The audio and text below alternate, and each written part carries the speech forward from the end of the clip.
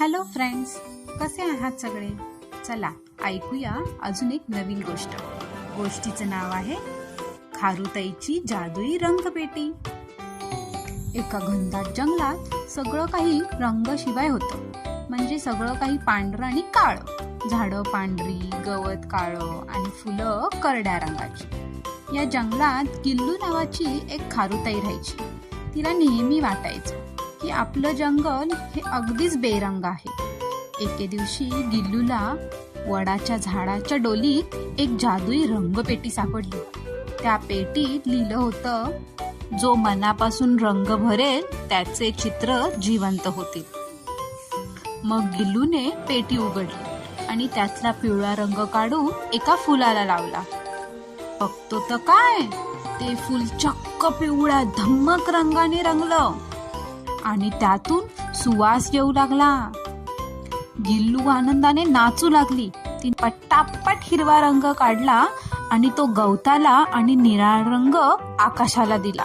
हे बघून कावळा तिथे आला. कावळा म्हणतो, गिल्लू, हे रंग मला दे, मी या जंगलाचा राजा होईन. कावळ्याने ती रंगपेटी हिसकावून घेतली आणि वेडेवाकडे रंग पसरायला सुरुवात केली. त्याने झाडाला लाल, वाघाला गुलाबी असे रंग दिले. बघता बघता जंगल विचित्र दिसू लागले.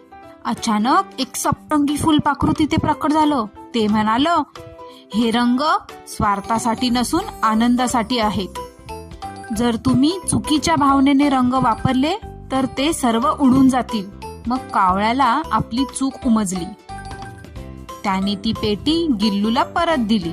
गिल्लूने सर्वांच्या मदतीने विचार करून झाडांना हिरवा, फुलांना तांबडा आणि फळांना पिवळा, केसरी असा योग्य रंग दिला. पूर्ण जंगल रंगीबिरंग आणि जिवंत झालं. शेवटी निसर्गाचे सुंदर रंग बघून सर्व प्राणी आनंदाने नाचू गाऊ लागले. मग या गोष्टीतनं शिकायला काय मिळालं?